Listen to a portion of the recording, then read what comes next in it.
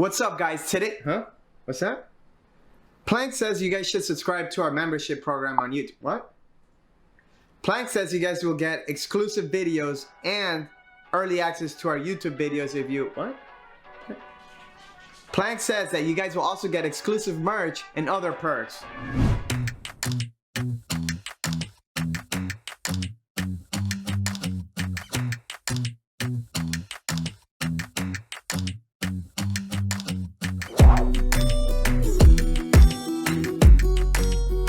Madagascar is home to one of the most insane and exceptional lizards in the world, and that is the Satanic Leaf Tailed Gecko. They have some of the craziest camouflage in all of the animal kingdom, and for that reason, they are one of my favorite animals. When you look at this animal here, it looks like it's just a dried up leaf in the bushes or something, but if you look closer, you will actually see the little gecko just blends in perfectly with their environment. So they get their name Satanic Leaf-Tailed Gecko because of the little spear points that are coming off of their eyebrows that makes them look like little horns. Now these guys often have red eyes, and that is another reason why they were dubbed the Satanic Leaf-Tailed Gecko. Now leaf-tailed gecko is pretty self-explanatory. They have a tail that mimics exactly what a leaf looks like in their native habitat. Now, these guys are a very frail and small little gecko species. Definitely not something for a beginner. They should only be purchased by expert keepers that are looking to establish captive bred populations. These guys are very delicate animals and they could die very quickly, especially when they are imports if they're not taken care of properly. This is not an animal that is good to handle. It's not something like a crested gecko or a leopard gecko that you're gonna take out and handle all day. This is an animal that is best to just leave in its enclosure and observe. Now they are very, very beautiful lizards and they come in a wide variety of colors. They're very polymorphic. Typically, the males will have little notches on their tails and they will also have a teardrop. Now this doesn't always apply. I have seen some males that do not have the teardrop, but almost 99% of the time that I've seen these animals, the males will have notches on the tail as if ants bit the tail off the tip of the leaf. Now the females tend to have a complete tail, and of course males will have a hemipenal bulge and the females won't. Now when we're setting up an environment for these guys, we want to make sure we use, a lot of foliage, a lot of little small twigs that they could crawl on. And these guys are only insectivores, so they're going to eat a variety of different insects. We like to feed mainly crickets. We'll even feed mealworms or small roaches in a little bowl, and that's going to keep them healthy throughout their life. Now, in captivity, we do want to make sure we gut load the insects and we give a wide variety of different foods for the insects so those nutrients pass from the foods to the insects to the gecko. What we like to gut load with is different sorts of veggies, a lot of leafy greens, dark leafy greens, carrots, apples. There's a lot of really good gut loading formulas made by Missouri and Repashy out there that you could also use to provide the best nutrition. And we also like to dust the crickets with calcium right before we feed them. This little girl here, you could tell when they're sleeping because their eyes will kind of suck into the back of their head. They're kind of, they don't have eyelids, kind of like the crested geckos. And when they're sleeping, their eyes will kind of like get sucked in a little bit, but when they wake up, they'll puff out a little bit. But I'm going to go ahead and take this little girl out here so we could get a better look at her. Now, like any arboreal gecko, these guys are very jumpy, so I'm going to be very, very careful when I handle this girl. But you could see this is just such an incredible little gecko. You can see all the coloration underneath her belly there and how she moves, just very, very, like twig-like animal. Looks like she already ate some too. Very beautiful little lizard. Now this lizard here is an adult. These guys are very, very small, max 4 inches at most. The females tend to be a little bit thicker than the males, like some of the other gecko species, but for the most part, they're not gonna get any bigger than this. And you can see she could, walk around, hop a little bit, but just a super cool little lizard. Definitely one of my favorite species of geckos. So this here is an example of how polymorphic these guys can be. This is a bright yellow but fires up bright orange little female that I have here. And she is actually my favorite one that we just got in. And she is not full grown, she's still a little juvenile, but her color is just exceptional. But when you're talking about leaf-tailed geckos, the main thing that kills these guys in captivity when they get imported, or even if you just get a captive bred one, is the heat. The heat on these guys will kill them even quicker than a crested gecko. So you want to keep these guys at the absolute highest you want to do is 75, but you want to give them nighttime drops of even 68 degrees, 65 degrees. They like it a lot cooler than some of the other species of geckos, and that is probably why they are so hard to keep in captivity. Now, there are people that dedicate their whole breeding projects around these animals, so captive bred animals are out there. There's not many of the people that breed them in captivity. Most of the time you're gonna see imports coming in, and even then imports haven't been coming in as frequently as they have before, which could be argued is a good thing. But like I said, if you're looking to get one of these animals, you have to be a serious keeper that is going to have an environment that is dialed into what they need, because if it's too hot, if it's too dry, these guys are gonna die very quickly. They're very delicate. The temperatures that are ideal for these guys, like how we have this shed right here, is about 75 degrees at the most, and at nighttime it will drop to the 72-degree area. Now, ideally, if you're looking to breed them, you're going to want to give them a little bit more of a nighttime drop, but they will thrive in these temperatures. I've kept some of these for many, many years. Now we just got these imports in, and we're not going to be keeping these, but I've had experience with these in the past. Now, they do not require UVB. I've kept them without UVB, but I have also kept them with UVB.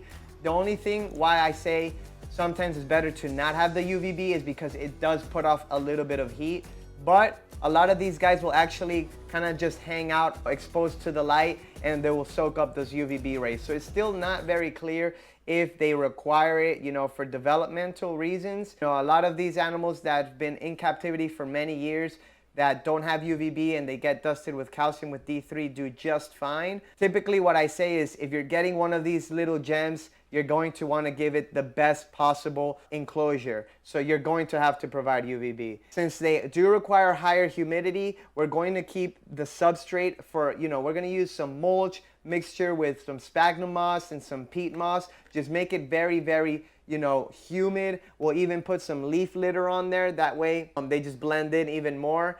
And eventually when the females do decide to lay, they barely dig their eggs. They might move the leaf litter around a little bit. They lay their eggs and they might cover it up, but not all the time.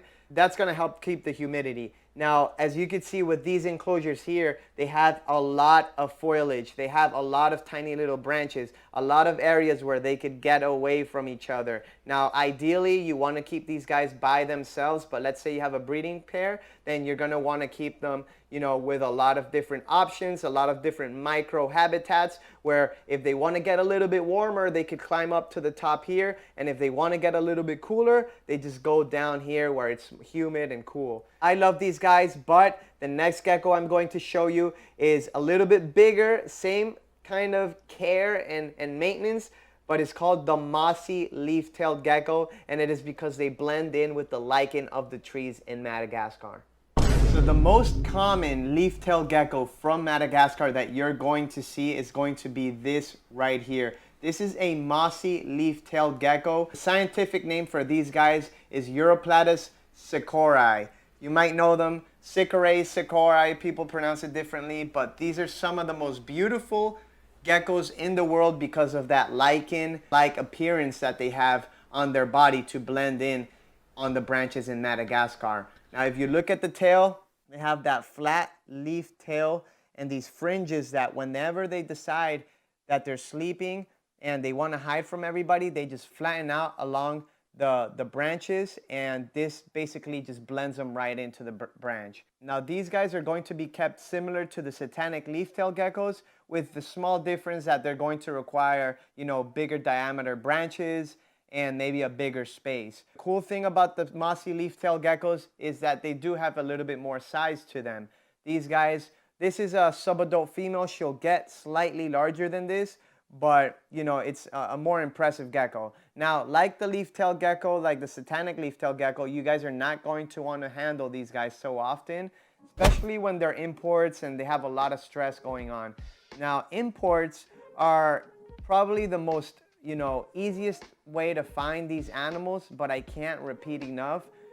You want to get a captive bred animal if it's your first time or if you're looking just for a pet. If you're looking to start a breeding project, then imports are a good option because you're gonna have some different blood. And you know, typically if you're looking to start a breeding project, you're gonna give them everything optimally so that they could thrive and reproduce. Now, these geckos are nocturnal. All the leaf-tailed geckos out of Madagascar are nocturnal. So you're not gonna see them much during the day. They're going to be flanned out against their branches during the day, but at nighttime, they're very active. They need a big enclosure. They're arboreal, so you're gonna want a high enclosure. And you can see this girl here, if I don't move and I don't move her, she's gonna be getting ready to jump.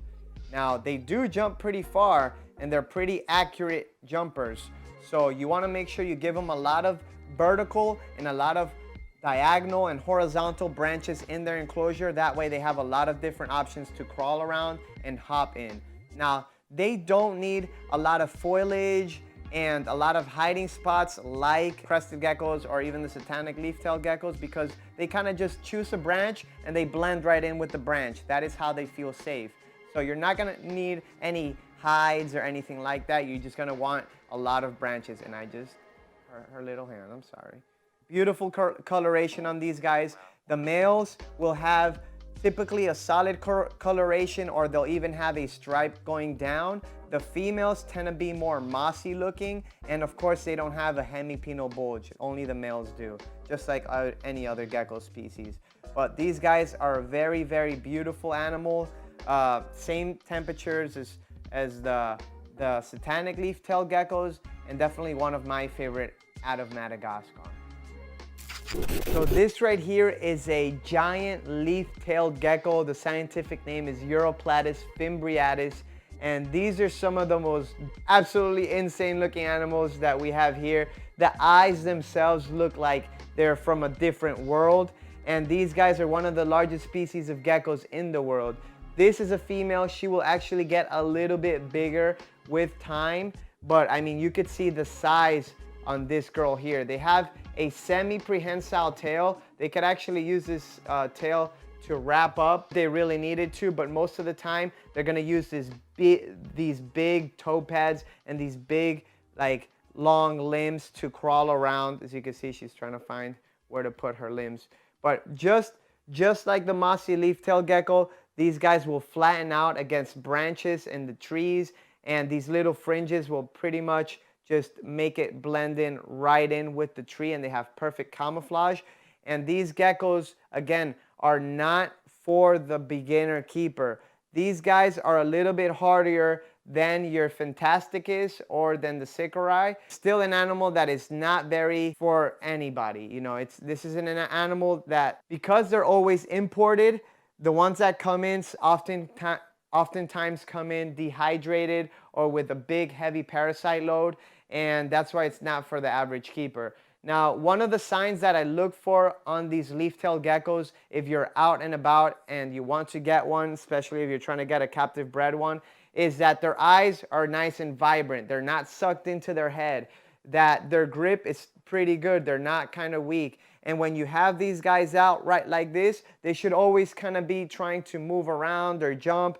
If they kind of just stay still and they're not moving much, it's not a good sign. Another thing I look at is this tail. If the tail is all shriveled up or curled up and it looks a lot like very small, it's typically dehydrated. So you want to make sure you don't go for one of these. Now, this girl actually, when I picked her out from the importers, she bit me. So I knew she's still pretty vigorous and still pretty lively. Now, these guys, clearly they're a lot bigger, so they're gonna require a bigger tank. An animal like this, you're gonna wanna keep in maybe like a 3-foot high enclosure by 2 foot by 2 foot. This animal here, they're going to eat really large crickets or even roaches or superworms. You wanna stay away from anything small because they're not even going to look at it. Now, them being one of the larger species of leaf-tailed geckos in Madagascar, these guys could tolerate a little bit more. That includes the heat. So it is not an animal I would get hot by any means, but they can tolerate higher temperatures, you know, in comparison to the Satanic leaf-tailed geckos or the Mossy leaf-tailed geckos. I have heard of people that keep these guys, put them all the way up into the 85-degree range, like they have a small heat bulb for them, but you also want to give them plenty of room to thermoregulate. And in a big enclosure, the opposite side of the basking spot should be, you know, mid to low 70s, and that's going to be perfectly fine for them. Now, for whatever reason, the Uroplatus fimbriatus are not readily available as a captive bred animal. 99.9% of the time that you guys see these, it's going to be an import. Now, sometimes, unfortunately, unethical breeders or reptile distributors will try to tell you an animal like this is captive bred, but some of the signs to look out for to see if the animal is truly captive bred or not are going to be the size. Nobody is going to sell you an adult captive bred Uroplatus fimbriatus unless it's somebody that you know and trust and they had a baby, they grew out, and then they eventually sold. But 90% of the time when people post an animal like this that's captive bred, it's going to sell as a baby, and it's going to be expensive, and it's going to sell quick. When you look at this animal here, you can see there's a lot of little imperfections with it because it comes from the wild. They have, you know, oftentimes they have a regenerated tail. This girl still happens to have her full tail, but you could see she has a couple little marks on her head here and even on her spine, which is very, very common in the imports and the field collected animals. This is not an animal that you want to experiment with. So as far as the breeding, I'm not very sure how anybody breeds these guys in captivity. Like I said, I don't know of anybody that actually breeds them currently. I know people that breed Fantasticus, and I know people that breed the Sicerae, but the Fimbriatus, for whatever reason, haven't been as available. So I encourage anybody who is obsessed and, you know, truly passionate about these animals to try and pick them up and try to figure it out, because there could also be a big market on there. For an animal like this, you're going to pay around $400 to $500 for an import. The Sicerae, the Mossy Leaf Tailed Geckos, you're going to pay anywhere from $250 to $400 for imports. On the Satanic Leaf Tailed Geckos, as it stands today, you're going to pay anywhere from $400 to $600 for imports. And captive bred animals are going to be $100 or $200 or even more on top of those prices. The reason their prices are so high is because they're not easy to find and they're very rare. Now, honestly, I kind of prefer that their prices are high because it's going to weed out the keepers that are beginners or maybe aren't that serious about it. So for that reason, I think that it is a good thing that their prices are pretty high, because they're just amazing animals, and it's a shame if a bunch get imported and they go to the wrong hands and they end up dying. With that being said, guys, these are amazing lizards. I really am just fascinated by these animals, and I wanted to come here and show you guys them, but I don't want to handle them too much or show them off too much. These guys are going to be available by the time this video comes out, and they might have already been sold. So that's why it's important to subscribe to our email newsletter if you want to see, you know, if you're interested in any obscure little animal like this that we get. Sign up to our email newsletter. That's where we post all the news of these guys coming in. With that being said, guys, thank you for watching. I hope you enjoyed the video. I am absolutely obsessed with these geckos, and we will see you guys on the next one.